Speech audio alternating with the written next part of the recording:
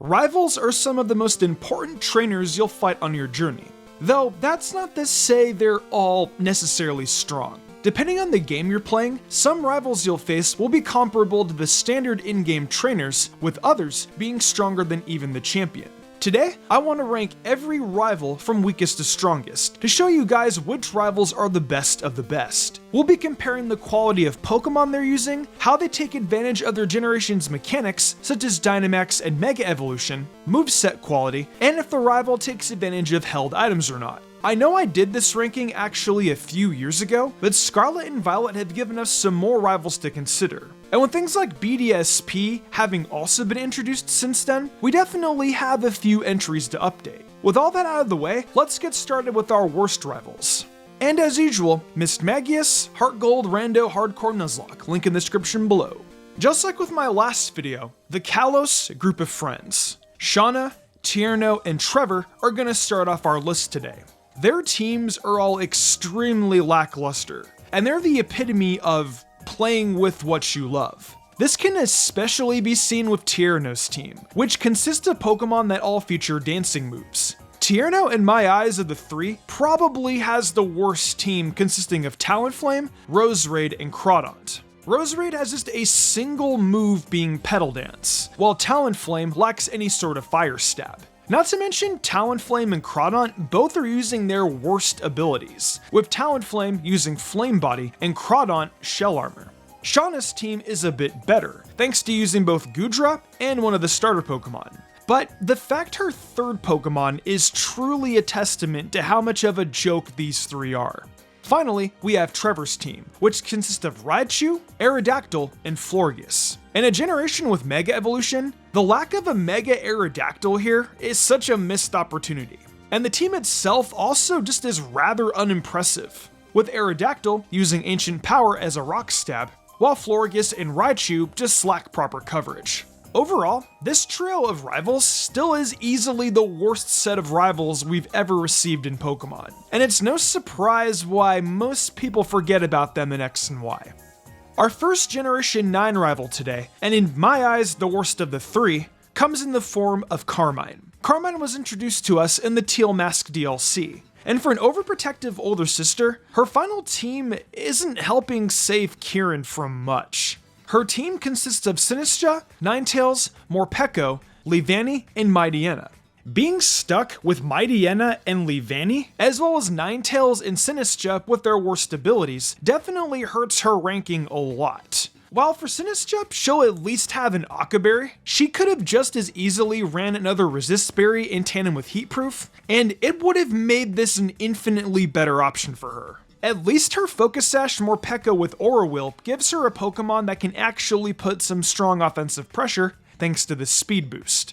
If Carmine had a 6th Pokemon, or maybe even just a bit stronger options, such as one of the Sinnoh starters, Kommo-o, or most other Pokemon in the DLC, her team could have been higher on the list. I get they wanted to show off only Teal Mask Pokemon, but you can't tell me Mightyena and Leavanny were the best choices she had. Generation 5 has a mixed bag in terms of the quality of the rivals we're given. And our next entry, Bianca, definitely is on the weaker end of the spectrum. Her Stoutland using Intimidate is pretty cool, and a strong start to the team, with Chandelure and Mienshao also being strong Pokemon here as well. But Musharna is definitely a rather lackluster Pokemon for Generation 5 standards. Meanwhile, the Elemental Monkeys and Starter aren't doing Bianca many favors in these games. I think if she adjusted Chandelure, depending on your starter, this team could maybe go a bit higher. But Bianca using Return on every Pokemon here definitely leaves a lot to be desired, since it's not exactly a viable move on any Pokemon outside of Stoutland. Just like last time, our duo of Generation 8 rivals share a spot on our list once again. Bede and Marnie both end up as a joint entry here today due to a few key factors. Starting with their Fairy-type Gigantamax Pokemon. Both Bede and Marnie have fairly strong options here, with Bede using Gigantamax Hatterene, and Marnie with Gigantamax Grimmsnarl. From here, both end up with some strong supporting 4 that are able to handle common weaknesses for their near monotype teams. Bede uses Mawile, Gardevoir, Rapidash Galar, and Sylveon, which slots Bede just below Marnie in my eyes, due to the 3 Pokemon sharing a Psychic and Fairy typing here, as well as Sylveon using its more underwhelming ability being Cute Charm. Bede still has a fairly comparable team to Marnie though, who rounds out hers with Liepard, Morpeko, Scrafty, and Toxicroak. Marnie's Toxicroak helping against fairy types that may otherwise pressure her team, as well as the more diverse typings she uses, gives her a slight edge over Bede in my book. But their teams are so comparable in strength and structure, I had to talk about them both together. Both teams basically being monotype definitely hurts their ranking quite a bit, especially when we consider Bede uses 3 Pokemon that have the same dual typing, and both teams overall have pretty average Pokemon for Generation 8 standards. Speaking of Sword and Shield rivals, we have 2 from the Isle of Armor DLC, being Avery and Clara. Avery and Clara both had some interesting teams, and I think of them as slightly improved upon versions of the Bede and Marnie duo. Starting off, both Avery and Clara feature Galarian Slowbro and Slowking, with Avery using Dynamax Slowking and Clara using Dynamax Slowbro. Moving on from here, Clara focuses on poison types, rounding out her team with Drapion, Galarian Weezing, and Scolipede. Meanwhile, Avery uses Alakazam, Swoobat, and Galarian Rapidash. Avery's team, despite using a Swoobat, overall at least has better type diversity than Bede's did. Meanwhile, Clara's team, I think, does a stronger job patching up weaknesses for her ace Galarian Slowbro. I think both are pretty equal here, but Clara gets the edge here mostly because of the type synergy Drapion provides her team, and her Pokemon are overall a bit better than Avery's, despite Avery's Alakazam being better than any Pokemon on her roster. However, just like with Bede and Marnie, the focus on a monotype team definitely hurts both overall compared to our more well-rounded rivals. Up next, we have Penny, the second of our Gen 9 rivals. You would think that on paper, Penny has a decent team consisting of 6 different evolutions. They have decent move options and even a bit of coverage added into the mix. The main issue is that her entire team, aside from one, lack even decent speed. The fastest of these mons is Jolteon, but one Thunder Miss can mess everything up for poor Cassiopeia. She stands out amongst the previous rivals because she does at least have a balanced team, but her team still does lack held items, has a speed detriment, and 2 of her mons depend on power moves that don't have 100% accuracy. However, a team of evolutions is still better than having a monotype team or any of the previous teams I mentioned beforehand. Now we have probably my least favorite rival in the entire series, but I will say, it's at least time to finally rank a rival who has a team of competent Pokemon that actually have good synergy. That's sadly the only positive thing I can really say about your rival from Let's Go Pikachu and Eevee. Trace's team is definitely a mixed bag. I think it's mostly actually done badly by the Let's Go mechanics that remove your abilities, which a lot of these Pokemon genuinely do need to be usable. Now, I do need to add a minor correction from last time in favor of Trace's team. Trace does actually use 4 moves when you rematch him. However, I think this team still definitely is hindered. Here are some examples. Mega Pidgeot doesn't have No Guard Hurricane. Plus, there's just a general lack of abilities and items altogether, which keep it from rising any higher with the 4th move consideration for all of his Pokemon. We're finally getting into some rivals who actually in my eyes have rather strong teams, with our first rival being Silver. Silver definitely sits among the middle of the pack today, with a team that has both some of the strongest and weakest Pokemon of any endgame rival. Starting off with the high points, Gengar and Alakazam are some of the better in-game Pokemon, both boasting some strong coverage and offensive stats. Magneton, Sneasel, and Crobat are also fairly strong options, but Sneasel's moveset doesn't hold up compared to our stronger rivals on today's list. And for a final rival team, Silver missing out on Magnezone and Weavile definitely hurts his standing. I get this is due to the fact these are Johto remakes, or neither Weavile or Magnezone were originally available, just like Trace's team missing abilities purely due to Let's Go. I can't exactly give Silver this when some later entries do take advantage of newer evolutions. Finally, the Johto starters are fine if we ignore Meganium. But compared to the other starters, Johto definitely has some of the worst. And it hurts me to say that because you guys know how much I love them. Silver's team is still fine, but it's definitely more average for rivals, despite the strong synergy. Despite coming from the same generation as one of our weakest rivals, Cheren ended up actually standing out a fair bit compared to his Unova counterpart. With Cheren's team, most of the Pokemon are rather lackluster, but they have rather intelligent movesets and item combinations. Cheren uses Liepard, Unfezant, Gigalith, the Elemental Monkeys, and a starter, which honestly sounds really underwhelming. If it wasn't for his 6 Pokemon, Cheren might have even tied with Bianca, but his Dragon Gem Haxorus makes his team a serious contender.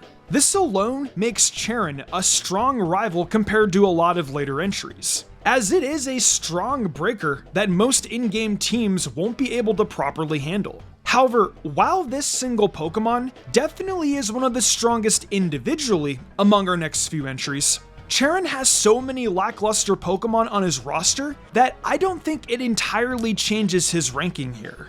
While Cheren's team is carried by a single Pokemon, our next rival, Hugh, definitely has a bit more balanced of a team.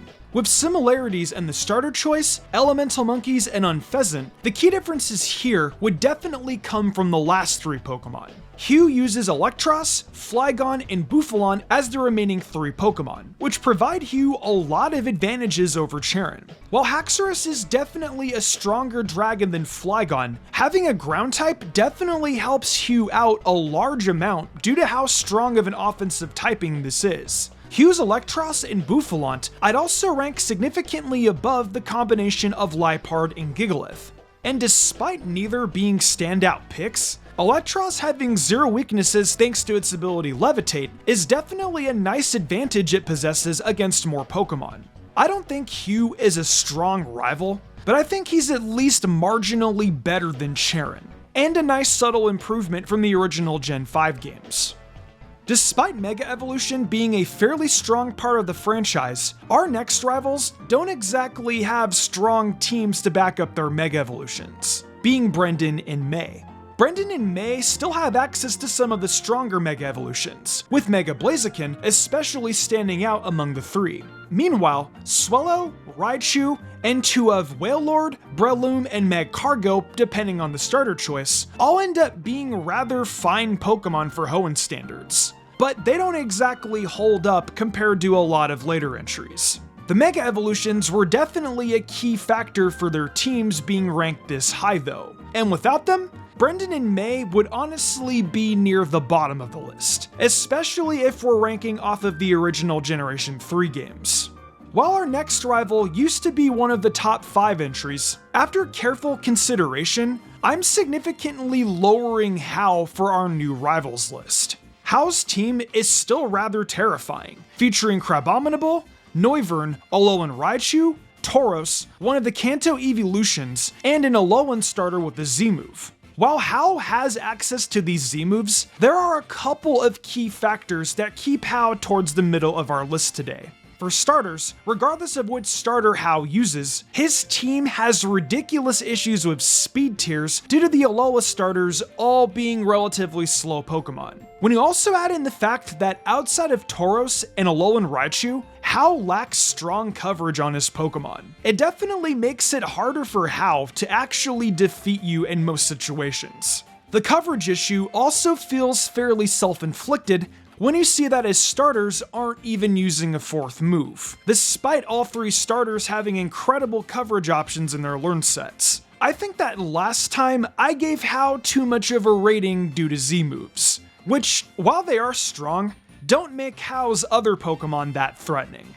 Calem and Serena are going to be the next rivals on our list. Their teams actually have a lot going for them. Between the fact they feature 6 Pokemon, they have a few rather strong options for X and Y, such as Clefable and Mega Absol, and all 3 Kalos starters are actually pretty decent. However, Altaria, as well as the Evolution and Kalos starters on their teams, all have only 3 moves to use. Compared to other rivals, these are all rather strong move choices at least, with all 3 having enough to hit a wide array of Pokemon. But it's just an unnecessary handicap to give. I don't hate Calum and Serena's teams, but I think there was maybe a bit more that could have been done here. And their ranking right in the middle of the list feels appropriate. Moving on to our next Scarlet and Violet rival, I have Kieran, who actually has a pretty interesting team. Kieran's team definitely has some thought put into it, and he goes from starting as one of the weaker rivals to becoming a genuine threat in the later story, especially if you've beaten Scarlet and Violet before facing him. His team consists of Shiftry, Yanmega, Dipplin, Probopass, Poliwrath, and Gliscor, all of which hold items that at least have some niche presence. I think a couple of items were a bit thrown on, since Dipplin could have maybe taken advantage of an Eviolite, or Probopass using something like an air balloon or either the Shucca or Chople berries. Similar to Carmine, Kieran being forced to exclusively use Pokemon introduced in the DLC hurt his team. But I'm hopeful going into the Indigo Disc, his team will become strong enough to rank him higher, since he definitely was the more promising of our Teal Mask rivals. Continuing with another Scarlet and Violet rival, we actually have Arven, who has a surprisingly strong team. Arven's team consists of Greedent, Scovillain, Cloyster, Garganicle, Toedscruel, and Mabostiff. Arven's team is definitely a bit weird to rank, since he has a lot of really strong movesets on his Pokemon. But the issue definitely lies with the quality of what he's using. Pokemon like Greedent, Mabostiff, Toedscruel, and Scovillain aren't exactly known for being strong, especially when compared to Scarlet and Violet, which leaned heavily into power creeping previous games. Arven's probably one of the only trainers today though that ends up having really strong movesets on all 6 of his Pokemon. The worst thing I could knock Arven for is that he uses a Light Screen Cloyster instead of Shell Smash. But even this isn't exactly terrible for his team, considering most of his bulky Pokemon are physically defensive. Even his abilities are all the preferred ones, with the exception of his Cheek Pouch Greedent that lacks a berry, or any item for that matter. If Arven had items, he could easily be in the discussion for a top 5 rival, just like our next entry. After a long stretch of rivals from Scarlet and Violet, we have our final rival introduced in these games to go over, being Nemona. Her worst Pokemon being a Dudunsparce is already a huge leg up above the rest, and she's one of the only rivals in the history of the games to have truly strong movesets on all her Pokemon. I think if Nemona actually used items, she'd easily be one of the hardest rivals to face in the history of the franchise, especially if you chose Quaxly, since Skeledirge fits so nicely with her other 5 Pokemon. Nemona's team featuring Pawmot and Goodra were strong choices for a rival team, and she even manages to make Dudunsparce look like a genuinely strong Pokemon. BDSP gave Barry some slight improvements to his team from Pokemon Platinum that I felt bumped his team up a couple spaces. While he still uses the same 6 Pokemon of Staraptor, Snorlax, Heracross, a Sinnoh starter, into a Floatzel, Roserade, and Rapidash, I think both the movesets and held item choices are just overall smarter in these games. BDSP did one thing really well in my eyes, which was making smart post-game trainers, and Barry's team is a strong example of this. Most of Barry's Pokemon have well thought out held items, like Black Sludge on Roserade and an Expert Belt on Infernape. My biggest complaint is the fact Heracross is using its objectively worst ability in Swarm. If they were going to update movesets and items, why not give it either Moxie or Guts? The moveset choices on all of Barry's Pokemon are mostly improvements, with the only 2 Pokemon that got worse movesets being Staraptor and Snorlax. Things like Swords Dance on Heracross and Sludge Bomb on Roserade were definitely still positives for Barry's team as a whole. And I think overall, his team proved to be enough of an improvement to rank him higher on our new list. Starting off the top 5 portion of our list, we have our rival from the Galar region, Hop, who's this high for one reason only: Zacian. I feel like Zacian alone at least would warrant a near the top rank on our list today. but even Zamazenta is still an absurd Pokemon for these games. With other Pokemon, such as Snorlax, Dubwool, Corviknight, Pinkerchin, and a Galar starter, I do want to quickly point out, Hop's team is going to be the only team we're not actually using the final version of. And that's due to his champion tournament team actually removing Pinkerchin, which is a weirdly important Pokemon here with Lightning Rod to support Corviknight, which is one of Hop's better Pokemon. While this version of Hop's team can't consistently exist alongside his Gigantamax Pokemon, when battling Hop in any of the tournament rematches, he does Gigantamax his Corviknight or his Galar starter, depending on if you're fighting him in the Champion Tournament or the Galarian Star Tournament respectively. These Gigantamax Pokemon are only used on teams where Hop doesn't bring all 6 Pokemon though. But even if we ignore them entirely, I still think Corviknight, the Galar starters, and cover legendaries make Hop one of the stronger rivals. We do have one more rival to cover from the Alola region, being none other than Gladion. Gladion's team is one of the more interesting rival teams, considering he features a starter Pokemon from the Kanto region despite not being from there. He also uses the Silvally type strong against your team, Porygon Z, Zoroark, Crobat, and Lucario. Gladion's team is actually really well balanced, and it has a lot of strong moveset choices in combination with the use of his Darkinium Z on his Zoroark. Gladion's team is certainly a strong one, but it just misses out on having some truly broken Pokemon like our top 3 contenders today. I'm sure nobody is surprised to see the original rival ranking in the top 3 today, with Blue being at number 3 on today's list. While Blue has had many teams over the years, we'll be counting his Fire Red and Leaf Green final team for this, since later games like Heartgold, Soul Silver, Black and White 2, Usum, and Let's Go Pikachu and Eevee all feature him as a cameo rather than a true rival. I'd argue this works in Blue's favor though, as this team proves to be his strongest in my eyes. His team consists of Heracross, Alakazam, Tyranitar, a Kanto starter, and 2 of Gyarados, Arcanine, and Exeggutor. Blue's best team is easily the Venusaur version, due to giving it Blue and Arcanine and Gyarados as well, and it's easily one of the most well-rounded teams. If we took out general gimmicks, Blue would in my eyes have the strongest rival team. But since we're counting them, we do have a few more rivals to go over today.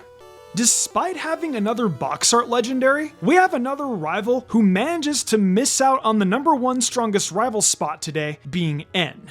Now, N already has a lot over early rivals, with N being the very first rival to use a legendary Pokemon on his team. Having caught Reshiram or Zekrom, depending on the version you're playing, N already makes himself a true force to be reckoned with. While N's team has some of Univa's more underwhelming Pokemon, like Klinklang, Vanillux, Caracosta, and Archeops, I think he actually makes rather strong use of them. These 4 do a good job at pairing with N's legendary Dragon in order to handle most of the Pokemon that attack it for super effective damage. All of these Pokemon have rather strong movesets, and when combined with Zoroark, it's hard to not see why N is a top tier rival. And this is all without mentioning the seasonal teams he has in Pokemon Black and White 2 that you can battle, which are all weather teams, and we all know how good weather teams tend to be.